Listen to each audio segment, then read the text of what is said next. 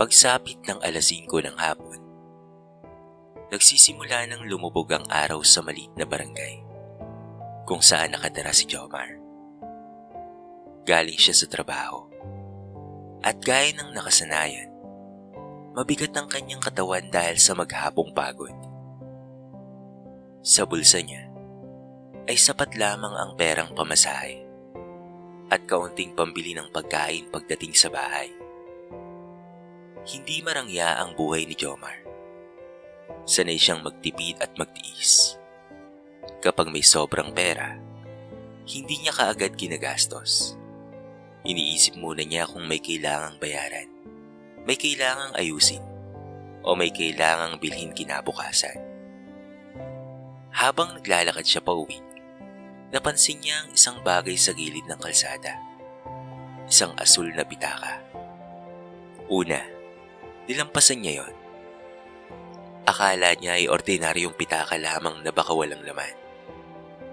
Pero ilang hakbang pa lamang ang layo niya nang biglang sumagi sa isip niya na baka may taong naghahanap noon. Huminto siya, lumingon, at pagkatapos ay bumalik. Pinulot niya ang pitaka at ilang segundo niya itong tinitigan bago niya binuksan. Nanlaki ang kanyang mga mata. May pera. Hindi maliit na halaga. Para kay Jomar, sapat na yun para mabayaran ang ilang pangangailangan na matagal na niyang ipinagpapaliban. Saglit siyang natigilan. Walang ibang tao sa paligid. Tahimik ang kalsada. Ano kaya kung gamitin ko na lang to? Sumagi sa isip niya. Mabilis rin niyang itinulak papalayo ang kaisipang iyon. Pero tao lamang si Jomar. May mga pagkakataong kapag kapos ka, kahit ang bagay na hindi naman iyo, ay nagmumukhang sagot sa problema mo. Tinignan niyang mabuti ang laman ng pitaka. May ID, may ilang resibo, may maliit na litrato, at may isang papel na ilang beses nang natupi. Nang ilabas niya yon, napansin niyang isang reseta pala. Binasa niya ang pangalan ng gamot. Kahit hindi niya alam kung para saan iyon, sa baba ng reseta ay malinaw na nakasulat ang pangalan ng pasyente. Estela. Napakunot noo si Jomar. Muli niyang tinignan ang pera. Ngayon, hindi na lamang pera ang nakikita niya. May pangalan na, may mukha, may reseta. May taong posibleng naghihintay at naghahanap nito. Isinara niya ang pitaka at mahigpit itong hinawakan. Sa totoo lang, kailangan na rin talaga niya ng pera. Marami kasi siyang gustong bayaran at may mga bagay na matagal na niyang gustong maibigay sa sarili. Pero habang hawak niya ang asul na pitaka, mas lalo siyang hindi mapakali. Pagdating niya sa kanto, nakita niya si Mang Pio na nakaupo sa tapat ng maliit na tindahan. Jomar, tawag ng matanda. Bakit parang malalim ata ang iniisip mo? Hindi kaagad sumagot si Jomar. May napulot po ako, Mang Pio. Ano naman yun? Dahan-dahan niyang inilabas ang asul na pitaka. Tinignan niyo ni Mang Pio, saka tumingin kay Jomar. May laman ba? Tumango siya. Meron po. Kung ganun sabi ni Mang Pio, hindi lang pitaka ang napulot mo. Napatingin si Jomar sa matanda. Ano po? Isang problema ng ibang tao. Tahimik si Jomar. At sa unang pagkakataon, naisip niya kung gaano kabigat ngayon ang maaaring pinagdaraanan ng babaeng nagngangalang Aling Estela. Hindi niya alam kung sino ito. Hindi niya rin alam kung saan nakatira. Pero alam niyang kailangan niyang subukang hanapin. Dahil minsan, ang isang bagay na madaling baliwalain para sa atin ay maaaring siya namang pinakamahalagang bagay na hinihintay ng iba.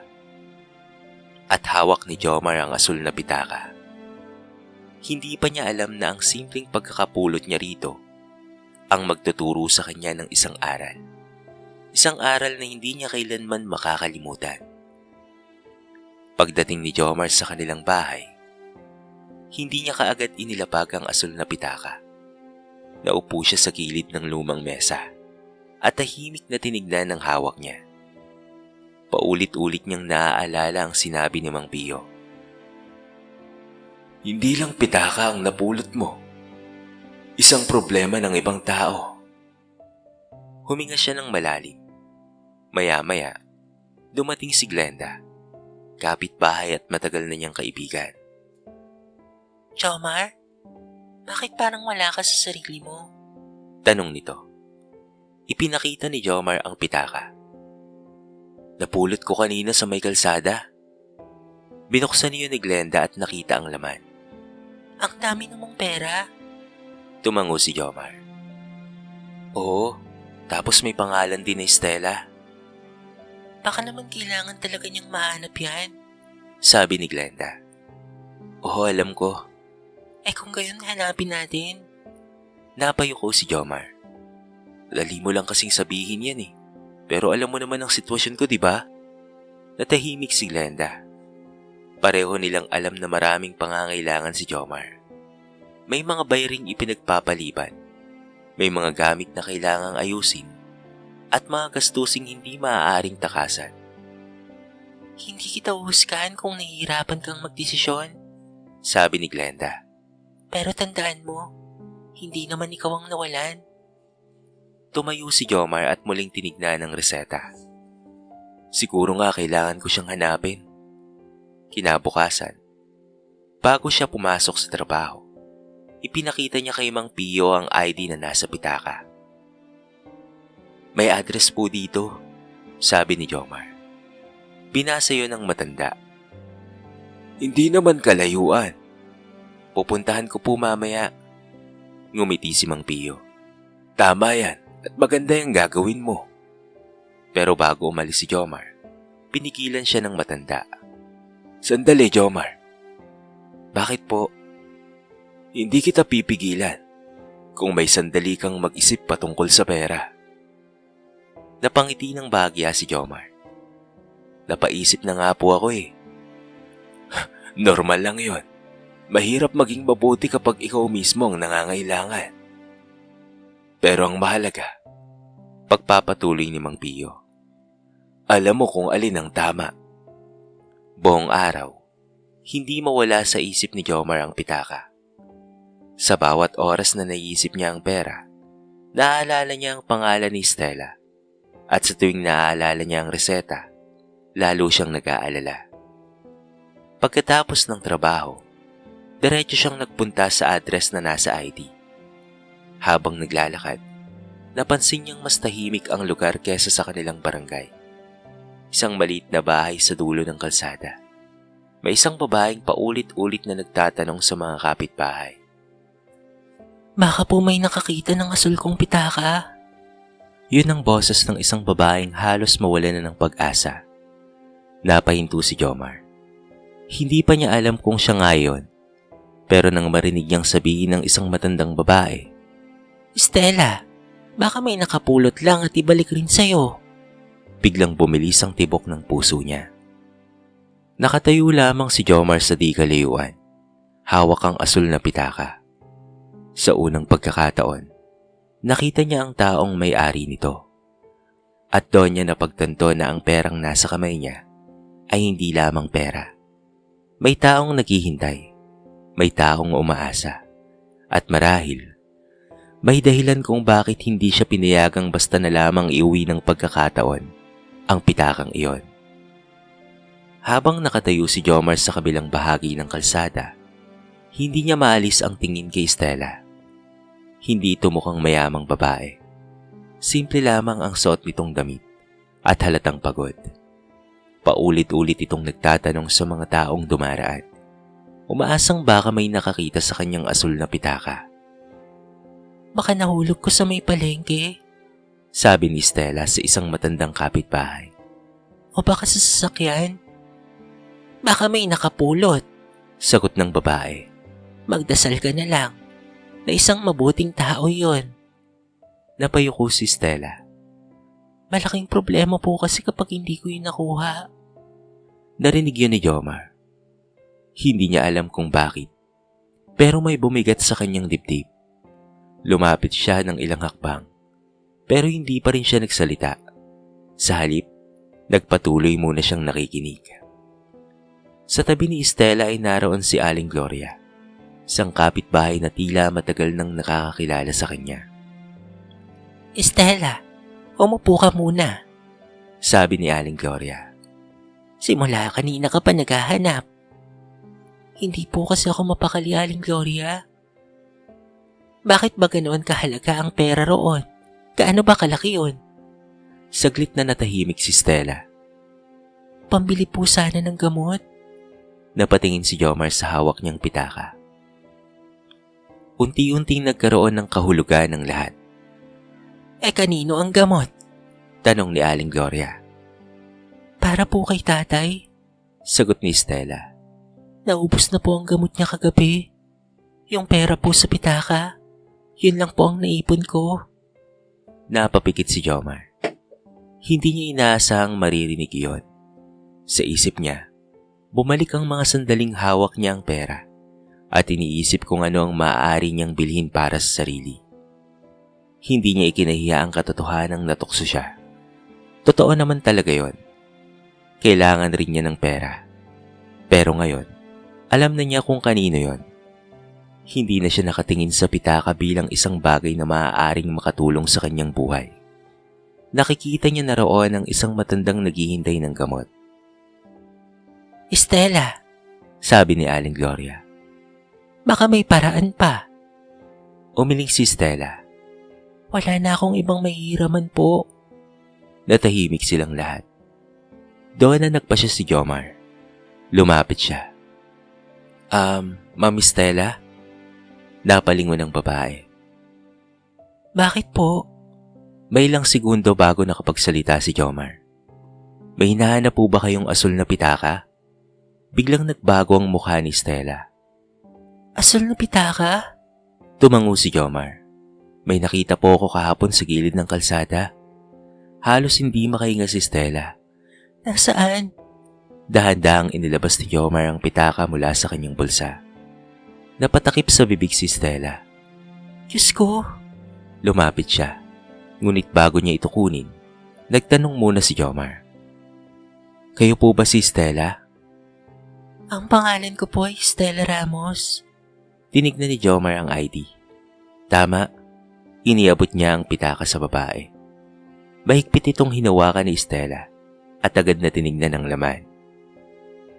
Naroon ang pera, naroon ang ID, naroon din ang reseta. At higit sa lahat, naroon ang pag-asang akala niya ay tuluyan ng nawala. Tumulo ang luha sa kanyang mga mata. Akala ko hindi ko na ito makikita. Hindi alam ni Jomar kung ano ang sasabihin. Sa unang pagkakataon, naunawaan niya ang isang simpleng katotohanan. Minsan, hindi natin kailangang maging mayaman para makatulong sa iba. Kailangan lang nating piliing huwag kunin ang bagay na hindi naman talaga sa atin. Hindi ka agad nakapagsalita si Stella. Hawak-hawak niya ang asul na pitaka na para bang natatakot siyang baka mawala na naman ito kapag binitawan niya. Isa-isang tinignan niya ang laman. Naroon lahat. Naroon ang ID at reseta. At higit sa lahat, buo pa rin ang perang matagal na niyang pinag-ipunan. Sir? Mahinang sabi niya. Yes po? Hindi niyo po ginalaw? Umiling si Jomar. Hindi po. Hinanap ko lang po kayo. Napatingin si Aling Gloria kay Jomar.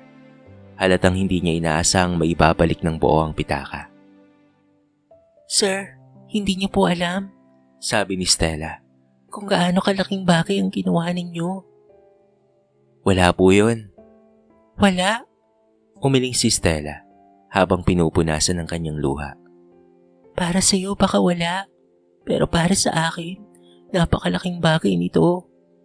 Napayuko si Jomar. May nakita po kasi akong reseta, kaya inisip kong baka kailangan nyo talaga. Tumango si Stella. Para kay tatay po.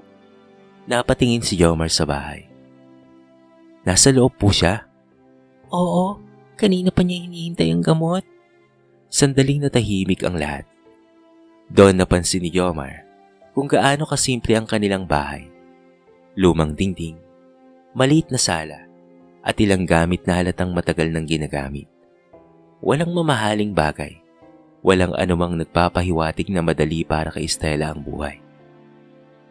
Kung hindi po naibalik sa akin ito, sabi ni Stella. Ngunit hindi niya na itunuloy pa ang kanyang sasabihin. Naintindihan na ni Jomar. Hindi niya na kailangang marinig ang buong paliwanag. Inilabas ni Stella ang ilang pera mula sa pitaka. Sir Jomar, kunin niyo po ito. Agad na umiling ang lalaki. Nako, wag na po. Bilang pasasalamat lang. Hindi ko po kailangan. Pero, Stella, pera niyo yan para sa tatay niyo. Tahimik si Stella. Maya-maya, ngumiti ng bahagya si Aling Gloria. Stella, baka hindi talaga niya tatanggapin. Napangiti rin si Jomar. Ang mahalaga po, nasa inyo na ang pitaka. Bago siya umalis, muling tinawag siya ni Stella. Jomar, lumingon siya. Salamat ha. Simple lamang ang salitang iyon, pero ramdam niya ang bigat nito. Walang anuman po. Naglakad na siya pauwi. Sa daan, nakita niya si Mang Pio na naghihintay sa tapat ng tindahan. O ano, nahanap mo ba? Opo, Mang Pio. At naibalik naman ba? Opo, buo po. Ngumiti ang matanda. Kung ganoon ikaw ang nanalo. Napangiti si Jomar. Pero wala naman po akong nakuha. Hindi lahat ng panalo ay may perang kapalit. Napaisip si Jomar. Tama ang matanda. Noong hawak niya ang pitaka, iniisip niyang baka yun na ang sagot sa sarili niyang mga problema. Pero nang makita niya si Stella at marinig ang patungkol sa gamot, naunawaan niyang may mga bagay na hindi dapat sinusukat sa halaga ng pera. Kinagabihan, habang kumakain siya ng simpleng hapunan, dumating si Glenda. Nabalitaan ko na, sabi nito. Naibalik mo? Oo. Buo naman ba? Oo naman oh, buong buo. Ngumiti si Glenda. Proud ako sa'yo, Jo. Napatawa si Jomar. Hindi naman ako santo, no? Hindi naman kailangan. Napatingin siya kay Glenda. Ang mahalaga, kahit kailangan mo rin, pinili mong ibalik. Muling naalala ni Jomar ang mga sandaling nakatitig siya sa pera. Totoo, talaga namang natukso siya. Pero hindi niya hinayaan ang kanyang pangangailangan ang magdikta kung ano ang tama. At habang tahimik siyang kumakain, hindi niya alam ang ginawa niyang simpleng kabutihan ay may kasunod pang pagbabago sa buhay niya. Isang pagbabago na hindi niya kailanman inaasahan. Lumipas ang ilang araw matapos maibalik ni Jomar ang asul na pitaka. Bumalik siya sa dati niyang gawain. Trabaho sa umaga, uwi sa hapon, at pagtitipid sa bawat perang kinikita. Akala niya, doon na matatapos ang lahat. Pero sa kanilang maliit na barangay, mabilis kumalat ang kwento. Si Jomar pala yung nakapulot ng pitaka ng babae, sabi ng isang kapitbahay. Binalik daw lahat ah. Alam niyo kung ako yon, baka kumuha muna ako ng kaunti. Biro naman ang isa. Narinig yun ni Jomar habang bumibili ng pagkain. Ngumiti lamang siya at hindi nakisali. Nang gabing iyon, dumaan siya sa tindahan ni Mang Pio. Matanong nga kita, Jomar. Paano kung hindi mo talaga nakita yung reseta? Ano ang gagawin mo? Siguro po, mas mahirap para sa aking magdesisyon. At bakit naman? Dahil malaking halaga rin po yun para sa akin. Tumango si Mang Pio. Yan ang dahilan kung bakit mas mahalaga ang ginawa mo. Napaisip si Jomar. Hindi niya gustong isipin ng mga tao na napakadali para sa kanya ang maging mabuti. Hindi kasi yun totoo. Nung hawak niya ang pitaka, naisip niya ang sarili niyang mga problema. Naisip niyang gamitin ang pera. Naisip niyang baka wala nang makaalam. Pero pinili niyang hanapin ang may-ari. Kinabukasan, habang naglalakad siya papasok sa trabaho, nakita niya si Aling Gloria. Jomar, Huminto siya. Bakit po? may ipapadala raw sa'yo si Stella. Iniabot ni Aling Gloria ang isang maliit na supot. Binuksan niyo ni Jomar at nakita ang ilang pagkain. Para saan po ito? Pasasalamat niya. Umiling si Jomar. Nako, hindi na po. Hindi na po kailangan to. Nako iho, hindi niya naman ito binibigay dahil kailangan niyang bayaran ang ginawa mo. Sagot ni Aling Gloria. Gusto lang talaga niyang iparamdam na hindi niya nakakalimutan. At gusto niyang magpasalamat sa'yo. Tinanggap ni Jomar ang supot. Ganun po ba? Maraming salamat po, Aling Gloria. At pasabi na lang rin po kay Stella. Nang gabing iyon, nagulat siya nang makita si Stella sa labas ng kanilang bahay. Stella? Ngumiti ito. Jomar, may sasabihin lang ako. Ano po yun? Dinala ko na si tatay sa doktor. Natuwa si Jomar. Okay na po ba siya? Mas maayos na. Nakabili na rin kami ng mga gamot niya. Tumango siya. Salamat naman sa Diyos. Salamat rin sa'yo, Jomar ha. Umiling si Jomar. Hindi akong gumawa ng lahat ng iyon. Pero kung hindi dahil sa'yo, baka hindi ko kaagad nabili ang gamot at baka hindi ko na napatingin si tatay sa doktor. Natahimik si Jomar. Bago umalis si Stella, sinabi nito. Akala ko noong araw na yon, nawalan ako ng pera. Pero mas malaki pa lang nawala sa akin, ang pag-asa. Napatingin si Jomar. At ikaw ang nagbalik noon. Nang gabing iyon, matagal na hindi nakatulog si Jomar. Naaalala niya ang mga salitang iyon. Hindi niya kailangang maging mayaman para maging mahalaga sa buhay ng iba. Kinabukasan, may isang maliit na tindahan na nangangailangan ng taong tutulong sa pag-aayos ng mga paninda. Inirekomenda siya ni Stella sa may-ari ng tindahan na dati nitong kakilala. Hindi man ito malaking trabaho, pero dagdag kita iyon para kay Jomar. Nang malaman niya kung sino ang nagrekomenda sa kanya, ay napangiti na lamang siya. Hindi niya hinanap ang kapalit sa kanyang ginawa. Pero minsan, ang kabutihang ginagawa natin ng walang hinihintay na kapalit ay bumabalik sa atin sa paraang hindi natin inaasahan. At doon niya naunawaan ng isang bagay. Hindi lahat ng kabutihan ay agad na nakikita, pero walang kabutihang tunay na nasasayang. Ilang linggo ang lumipas mula nang matagpuan ni Jomar ang asul na pitaka. Tuluyan ang naging bahagi ng kanyang araw-araw na buhay ang bagong sideline na ipinakilala sa kanya ni Stella. Hindi man malaki ang kinikita niya, pero kahit papaano ay nakakadagdag yun sa pangbayad niya sa mga pangangailangan. Isang hapon, habang nag-aayos siya ng mga paninda, nakita niyang papalapit si Stella. Jomar, Bati nito. Stella, magandang hapon sa'yo. May dala itong maliit na supot. para sa'yo. Hindi na po. Para sa'yo talaga to, Jomar. Hindi to bahid sa ginawa mo. Nakangiting sabi ni Stella. Maliit na pasasalamat lang. Tinanggap yun ni Jomar. Salamat.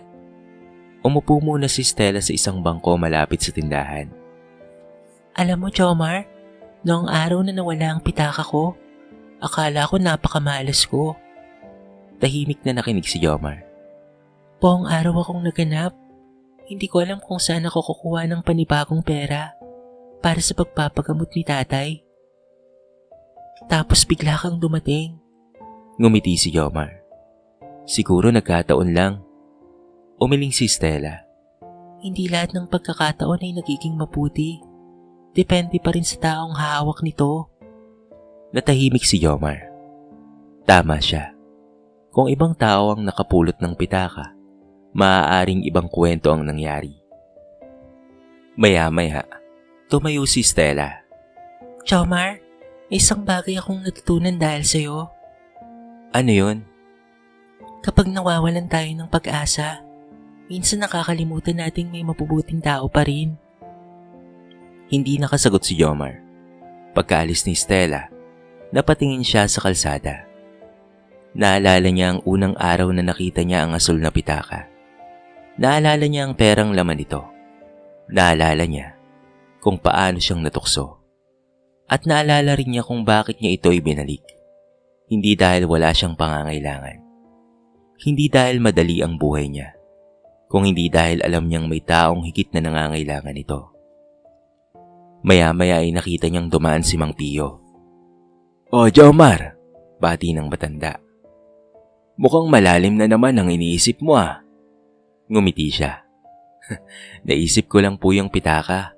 Bakit naman? Noong una akala ko po pera lang ang laman nun. Pero may tiwala pala, may pag-asa, may buhay ng ibang tao." Tumango si Mang Pio. "Yan ang tunay na halaga ng ginawa mo. Yan din ang ibig kong sabihin sa'yo."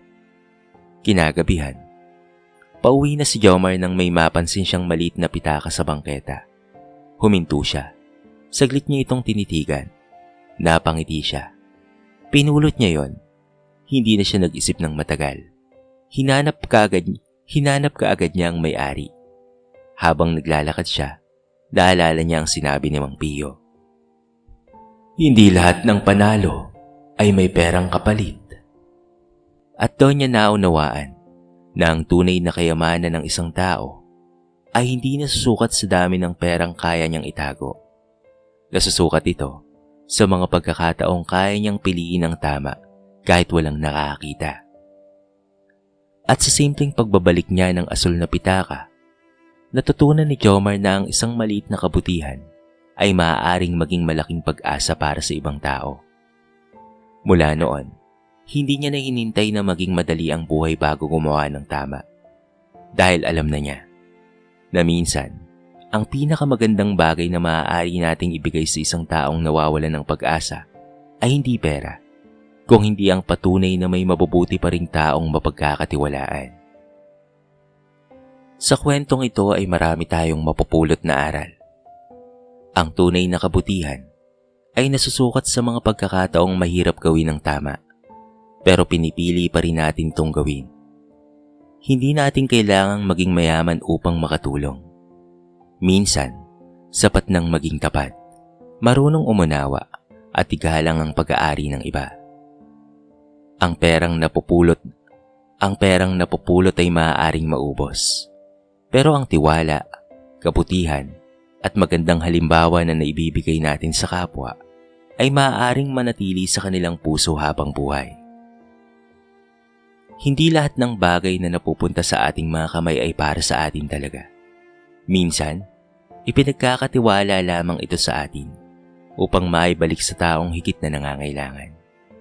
At sa uli, ang pinakamahalagang kayamanan ng isang tao ay hindi kung gaano karami ang kaya niyang makuha, kung hindi kung gaano siya katapat kapag walang nakakakita. Dito na po nagtatapos ang ating maiksing kwento sa araw na ito. Sana po ay nagustuhan nyo at sana po ay kinapulutan nyo ng maraming aral. Kayo mga kabarangay, ano ang masasabi nyo sa ating kwento? I-comment nyo naman po sa baba ang inyong mga reaksyon at babasahin natin ang lahat ng yan. I-comment nyo na rin kung taga saan kayo para naman malaman ko kung hanggang saan nakaabot ang video na ito. Paki-like and share na rin po ang ating kwento para mapakinggan na rin ng iba. At kung bago ka pa lamang sa ating channel, baka naman pwedeng pakihit ang subscribe button at bell notification button para palagi kang updated sa mga bago nating upload na katulad nito. So paano mga kabarangay? Hanggang sa muli. Thank you so much and peace out.